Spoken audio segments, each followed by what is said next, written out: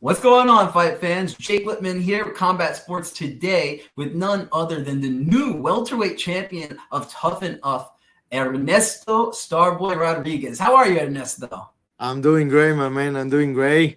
Super happy, super excited for what's coming.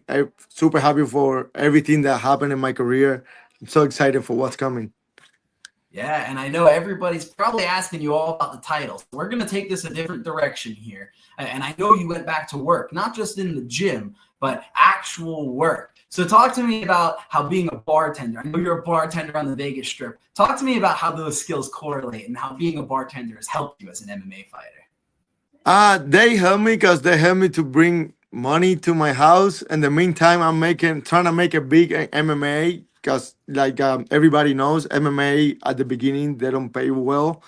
So I have to go out there and use my bartender skills, deal with drunk people every time, and bring that money to my to home. So that's how it is. There's no way around. Gotta go out there, make that money, pay the bills. We all have bills to pay. Um, and balance it out with training. It's hard. It's super hard, but damn, I won't change every minute of it. And I'm sure all that sweat equity, it paid off when you win the belt. I'm sure most people want to know all about your specialty moves and how the fight went. But what I'm most curious about finding out is what's your specialty drink behind the bar? If I ask you to make the bartender's choice, what are you making for me? Oh man, that's a good question. My drink to go to will be mojito. I'm Cuban, like a lot of people know.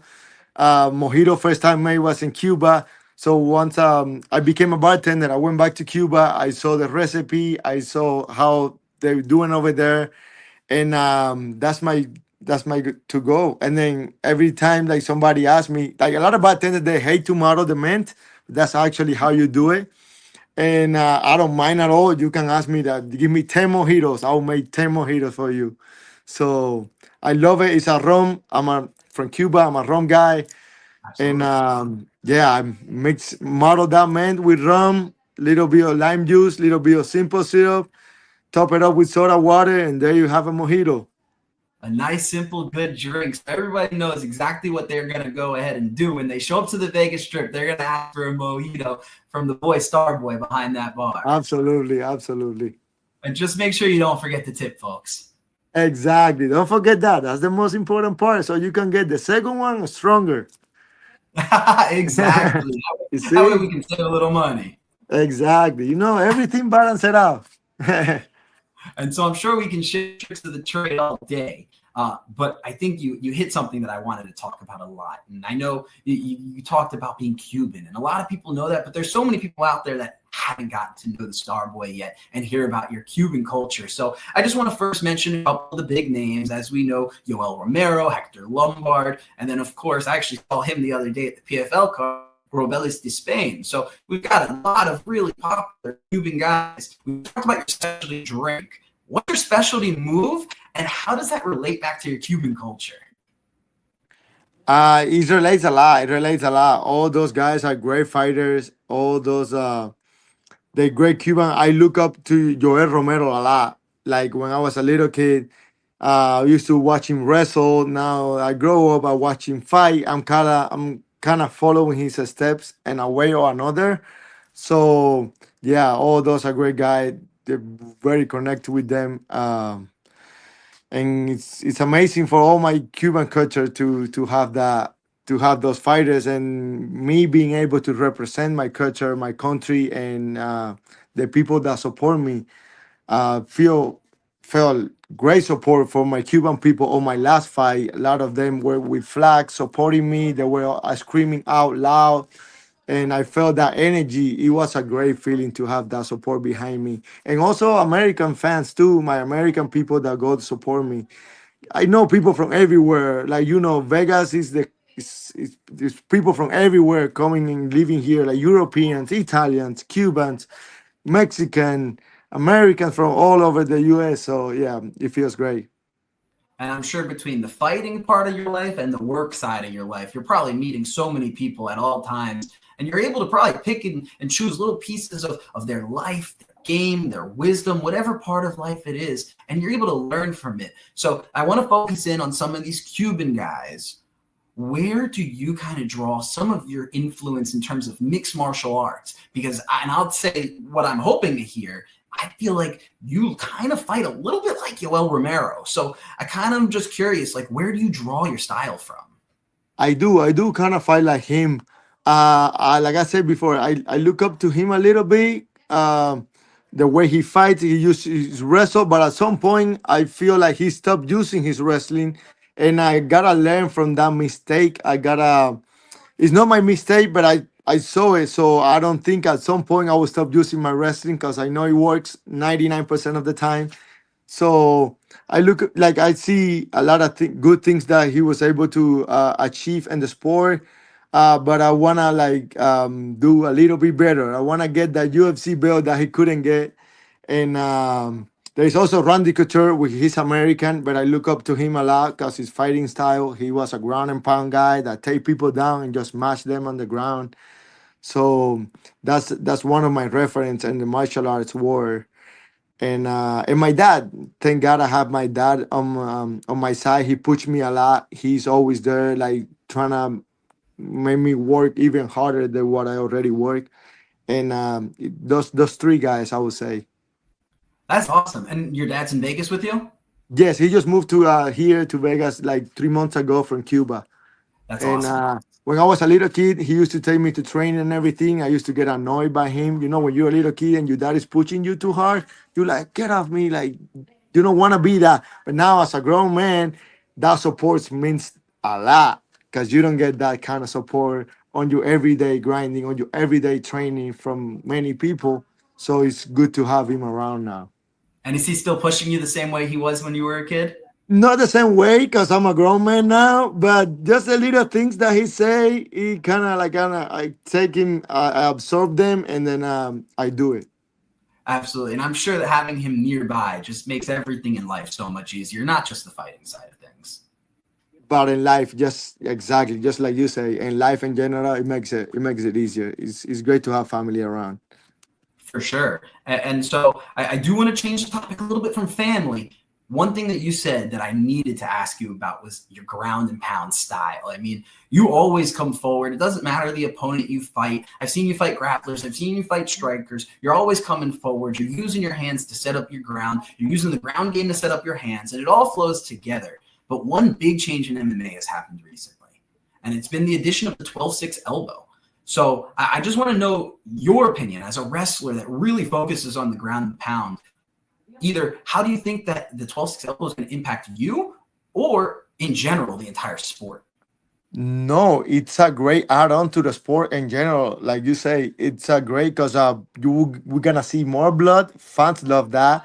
We're gonna see more strikes. We're gonna see more action in general. So and then me personally, I love it. I love to be able to have that legal now that I can use it. I've been training it a lot on my last camp. Didn't get to use it in the fight, but I know in future fights I'll be able to use it and then do it well. It's a great skill, not skill, but like it's a great strike that we can add to our skill sets. And I love it. I love it. I can't wait to use them on the fight. I've been doing it on training, but just with the ground and pound back that we can do it. But I want to use it in fight and see that blood coming out of my opponent's face. And that's the highlight I'm sure you're looking for. You just got another highlight. Again, I'm going to push off your last fight. We're going to talk about that at the end because I like all this fun stuff here. I'm forgetting his name, but he was 6-1. You fought him in Uriah Faber A1 combat. And I remember when you were fighting him, I mean, first of all, and I feel bad, no disrespect for getting his name, because he was a scrapper. He fought the whole time while you were on top and dominating him. But I could tell while you were going to land strike after strike, I could tell you wanted to come down with that elbow. So I had to ask you, now that we're talking a few years later and it's legal. Yeah, absolutely. I think his name was Troy Green. Troy. Yes, it would have changed if those elbows would have been allowed back then. It would have changed the whole course of the fight. Because at some point, I almost finished him with a ground and pound. So I'll maybe like a one or two 12 to 6 able will be able to finish it. Those will be good. He was tough. He was tough. He stayed whole 3 rounds getting dominated, but he didn't quit. He didn't quit at any point. It was a great fight. I learned a lot from that fight because I felt like at some point I could have finished it. Didn't do it. Still happy with the outcome. Still got my hand raised at the end of the day. But I can tell, yeah, he was a great opponent to have. Absolutely. You did it right in front of a legend, Uriah Faber, who really has a great style that's similar to yours in a sense. So I'm Mm-hmm. sure doing that in front of him and his promotion just meant a whole other bit of joy for you. Yes, yes, it was definitely a great fight. He was commentating in the fight. He was in front of him. I saw him right before walking out to the arena because he gets along with my coach, One Kick Nick, and they were talking. And then Nick told him, "Hey, this is a great prospect. You're gonna see it." And then he definitely saw it. I put on a performance. Absolutely. And it's led you to a few more wins, a title fight, a title win. I know there's some big things on your horizon. Again, we're going to get there. But before we Mhm. get there, I do want to talk about a couple more things in your past, because I think one thing that you mentioned is your coach, One Kick Nick. I know you've also trained at Extreme Couture, and you've had exposure to, I mean, obviously Vegas is the mixed martial arts capital of the world. So you've had exposure to, I'm sure, a ton of really, really great athletes, coaches, and everything in between. So talk to me about the influence Extreme Couture has had on your game and really how you've evolved over the last few years, because you certainly have looked more and more comfortable every time you've been in the cage. Definitely great influence, great influence. That's my day zero gym that I went to when I was amateur. Went to Extreme Couture. A lot of good guys there. A lot of guys from Bellator, PFL. A lot of fighters from all over the world come to Extreme. So I get to test my grinding every day in Extreme. But I also, like 3 4 years ago, I add One Kick. My It's my main coach right now. He's a striking coach. He's been doing Muay Thai for a long, long time. He was a Stephen Burner coach back then, and Dewey Cooper, a lot of guys. And then I asked him like 3 years ago, and then my striking level has got to different level. So having those two gyms for my training, it's amazing because I get a little bit of both of my wrestling and then the striking that I needed. And I feel like with that, I can go a long, long way. Yeah. Absolutely. And with that wrestling pressure, if they're scared of the hands, it only makes it that much easier. So Mm-hmm. I'm sure all the influences you have are playing pivotal roles. And I know you have a really strong support system, which really helps lead the way for you. Talk to me about some of your main training partners. Who are some of the big name guys that people might recognize that you've been working with? Yeah. Over at One Kick, I trained with the Angel Kawani brothers, Anthony and Chidi. Chidi's in the UFC. Anthony used to fight on WEC back then. I also got Gilbert Urbina. He's in the UFC. He's in my weight class. We get to spar a lot. Johnny Parson and One Kick too. And then on the extreme side, oof, I can go on and on. Shannon Strickland, Chris Curtis, Dan Ige, Julian Erosa, all those guys, they influence me a lot. They see me sparring, they see some mistake that I made, they tell me right away. Strickland was a big, big help on my last fight because he told me the guy that I was fighting, like he was gonna break, and that's exactly what happened. He told me that before the fight. So he said he knew that guy from somewhere in Miami. And he told me when I was sparring, hey, after any scramble, go push him. He's gonna break. And then yeah, I capitalized. I was able to capitalize that in the fight. Well, talk to me about that finishing moment. I mean, you were saying Sean Strickland told you it would happen. Did it happen the exact way you were anticipating it? Yeah, yeah, it kind of happened in the same way. He told me at some point he was gonna break. Just stay patient. I didn't expect it to be in the first round, to be honest. I call it like second or third, but it happened in the first one, even better. Yeah, and yeah, that's exactly what we planned. Absolutely. That's awesome. And I know you smelled the blood in the water. You came, you took it, and you got that fight out of there. You don't get paid by the hour, so you may as well Mhm. get out of there sooner rather than later. I'm assuming that means you can fight soon. Is that the case? Yeah, I can fight soon. I'm just on the spot right now, waiting for a contender series call or UFC short notice. If it doesn't happen in 6 months, I will fight again. I'm ready to fight. I'm all healthy. I'm ready to go. I'm training. Just on that spot right now. Absolutely. And Contender Series right around the corner. They've been slowly but surely announcing some signings. So I'm sure you're waiting for your call. That first round finish definitely is going to help you. Now, I hate to bring it up, but it's back in that Uriah Faber call or fight. Uriah was calling the fight, and he did say at one point, the UFC is looking for finishers. And I know we do have a lot of decisions on your record. There's nothing wrong with that because it shows your complete, well-rounded game and everything you can do. But what's your message to the matchmakers coming off a big first-round finish about your level of entertainment that you bring to the cage every fight? Yeah, back to the Uriah Faber fight. I thought I was gonna get the call after that. It was a decision, like you say. Matchmaker didn't. They won finishes, so I fought again. After that, I got a second knockout finish. Then fought again decision, and then now coming off or a first round finish. So they wanted a finish. They got finishes. I hope it's my time. I hope they call me. I'm ready. And yeah, just call me anytime. That's my message to them. Yeah, anytime, anyone, any place, right? Any place. Yep. 2 hours notice, 4 hours notice. Dang eager shit. Just call me. And the best part, you're right in the backyard of the Apex. So even if you don't get the first call, you'll be there waiting as a backup. But do you have anybody that you want to call out? Anybody that you definitely want to fight? Or is it really, truly anyone, anytime, any place? It's really, truly anytime, anywhere, any place, any. So just call me. I'm ready. 2 hours, 1 hour notice. I'll make wait and then I'll fight. Absolutely. Always ready. You got to stay ready so you don't got to get ready. And I know I you're always say doing that. that. Oh, yeah. And I know Yeah. you're doing it. I mean, when did you get back in the gym after your fight?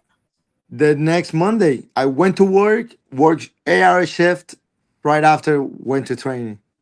And so when you're doing your bartending shifts, I know Vegas is very unlike every other city in the world. So what shift are you normally working? Because I'm sure it doesn't really matter what time of the day you're working. It's going to be busy on the strip. Yeah, they got me like on the extra board right now, so it's like every day is different. Sometimes I work 8 to 4, sometimes I work 4 to 12, but I will always find time to training. So if I work 8 to 4, I go right after work. I go to training. If I work 4 to 12, like I go to training and then I go to work. Um, yeah, but they got me everywhere. So you got that consistently rolling schedule. Nothing, no day is the same. How do you get through it? I mean, what pushes you through these hard days where you're working, you're training, you're living your life? I mean, it's a lot. Not everybody can handle it. How do you? I do it just the willing to get a better life. I would say the that's that's what pushed me through it. It's hard. It's every day. It's hard. But the payoff it's greater when you got that hand race and the cage, and then you see your family with everything that we want. That we have. We live in a good house. We have a car. So we live a good life. So and that's what I work hard for. Absolutely. You got to take care of the family, keep the bills paid, keep the lights Mm-hmm. on. But you also have to take some time for yourself. So it's great that Definitely. you've got a pretty good balance down. I mean, it's a hard life that you're living. Yes, yes, but like you said, we gotta find time for ourselves too. And then my time is right there in that cage when I get my hand raised. That's what I enjoy the most. So hopefully one day I can start working and fully focus on fighting. Absolutely. And I'm sure that day is nearing because, as you mentioned, that contender series, that UFC call is coming soon. What do you think we've got to do in order to get you there?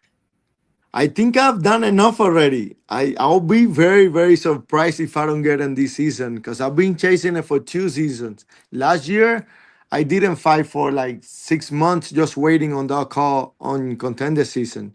And then the year before, I was waiting for that too. So I'll be very, very surprised if it doesn't happen. I saw an interview. I watched an interview a couple of days ago. Forrest Griffin. He's the head of UFC Performance Institute.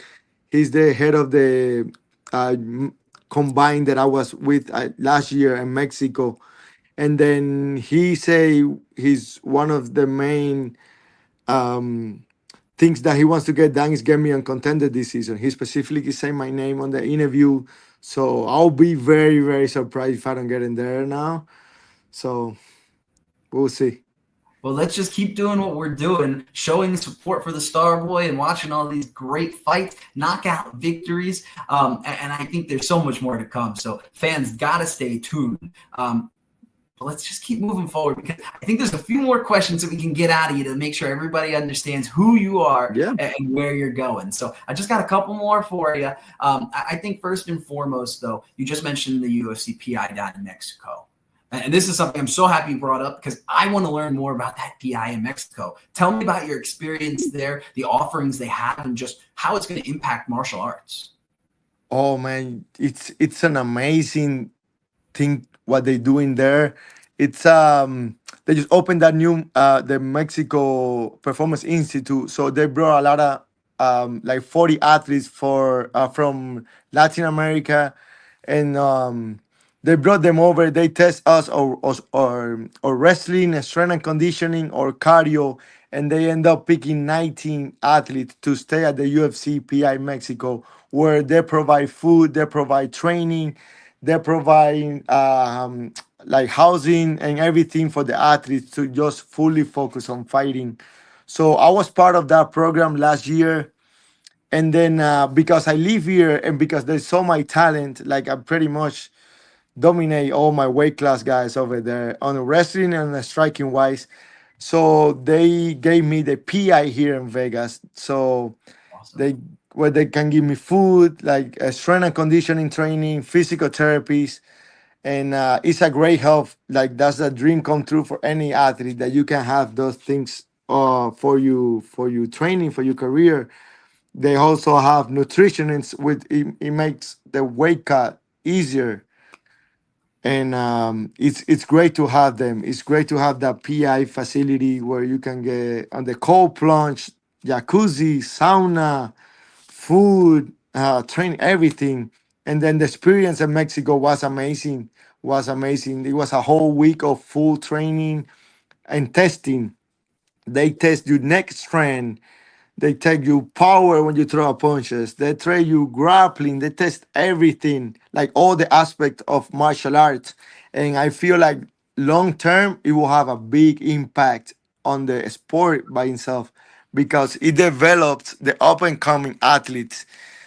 Absolutely. So we will see it in the future. And I hope I can be one of those examples that from the academy. Absolutely. And I mean, that sounds like an awesome experience just all around. And I'm sure that you were able to just build and expand on your game from that. It also almost sounds, I'm a fan of Power Slap. I don't know if you know much about Power Slap, but it sounds like the training that they had you do is a lot of the same testing that they do, especially when you mentioned the neck strength, the power force. So while we're talking about it, because I think it's pretty cool how they might be using some of the same technology. You have any thoughts on Power Slap and that whole project that Dana White's been embarking on? Not a big fan of it, to be honest with you. I see it's crazy. I don't see myself doing it. I watched the last one. It was kind of cool to watch it from the watch it live. It's a little bit different than watching it on TV. But hopefully I don't have to do it. But yeah, it seems like they're using the same technology for testing and things that they're doing at the PI. I heard they pay very good. I have a friend that did a Power Slap.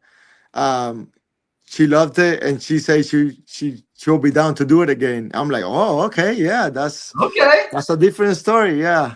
But hopefully I don't have to. And so hopefully we're going to stick with MMA then. Yeah.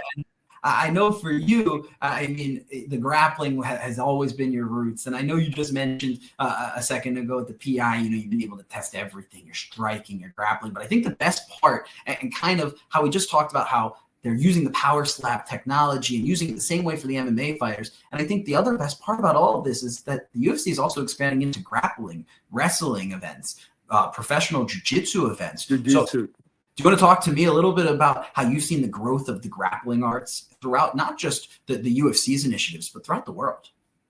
Yeah, no, that's great. I like the way UFC is doing the Fight Pass Invitational Jiu-Jitsu tournament. It seems like they're gonna do some wrestling too.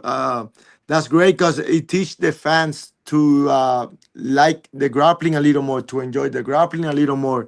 a lot of fights they like to when fighters stand and bang and all that, but that's good for the sport. So you educate the fans to also get involved into the grappling department, which is great. It makes the sport grow even more. Absolutely. So now is as good of a time as ever to be a regional champion at 170, and that is you, at the Tuff-N-Uff champion. Now, I'm sure it hasn't sunk in fully, but talk to me about being the champion, what that means for you, and how you feel in the 170-pound weight class. Is there anyone that's taken that strap from you? No, I don't think anyone taking that shot from me. I see myself going a long, long way at 170. Feel so comfortable, feel so strong. Weight cut is not too hard, only like 15 pounds, so I can take short notices. It's the perfect weight class for me. I was thinking before because there were some talks about creating a 165 weight class, and I was like, that would be a perfect weight class. But then going to 170 when I was cutting weight for my last fight, I told one of my friends, "Oof, I don't think I can make 165. Let's leave it at 170. Let's leave it like that. I think at 170, no, for real. I feel so strong. I don't feel like anybody will be stronger than me, faster than me. It's the perfect weight class for my body. I get to enjoy when I fight. I'm not going up 185. They're way too big. They're coming down from 205, 210. 155 is too low. I have to cut like 30 pounds. So 170 is the perfect one. It's, the porridge is just right. This one's too hot, this one's too cold, but we found the sweet spot right in the middle. Yeah, yeah, right on the middle. Feel comfortable there. I enjoy it. Absolutely. And I think there's a lot of great things going on in the 170-pound division. Obviously, this weekend's UFC 315, Bilal Muhammad versus Jack Della Maddalena. I really honestly didn't bring that up at all because of the welterweight title. But I know that Jack Della Maddalena was a potential opponent of yours in the past. I know that's a fight that you've wanted to get. So just talk to me about that fight and really the Jack Della Maddalena side of things as it relates to you. Yeah, I got offered that fight on a short notice. My manager texted me one day, "Hey, I'm working on this fight for you." And he sent me Jack de la Maddalena. I looked into his fight. I told him right away, "I'm ready. Let's do it." Unfortunately, it didn't happen. UFC or him or whoever didn't pick me. It was when he fought Basil. I don't remember the Okay. last name. Yeah. Hafez. So actually, Basil, he did the same game plan that I was gonna do, just wrestle this guy. He just didn't do it all the way until the third round. So he kind of got out on that last round. But yeah, I said yes right away. That's a fight that I'm super interested in the future. Hopefully he wins this weekend. I don't think he will. I think Belal cardio is really good. The pressure will be a huge impact on this fight. But we'll see. We'll see what's gonna happen on this weekend. And then yeah, I would love to fight Jack de la Maddalena down in my career at some point. Absolutely. And I think that would be a really fun matchup. As you mentioned, I mean, Basil Hafez had a really good game plan and it worked. I mean, he clearly won the first round. The second round was much closer. And then the third round, he lost. It was a good fight. He put out a really good performance. I think some out there would say he potentially even won the fight. So I Yep. think that's a very good comparison for you. That's true. That's true. And it was the second game plan that I was gonna do against Jack. I was more ready physically to perform that game plan that I think Beso did. But everything happened for a reason. It wasn't my time. I think I'll fight Jack for a better spot in the future. One final question for you, and really it might be two parts. But for you, you're the Starboy. You walk into the song Starboy by, what's his name? The Weeknd. The You walk Weeknd. in Starboy by The Weeknd. How'd you get your nickname, the Starboy? What's the origin of that? I got it when I first moved to when I first started doing MMA. I was learning English at the same time, so I knew I needed a nickname. And then I was in my car after training session, and then just thinking, what's gonna be my nickname? What's gonna be my nickname? And then I used to listen to English music so I can learn English. And then that song popped out in my car, Starboy.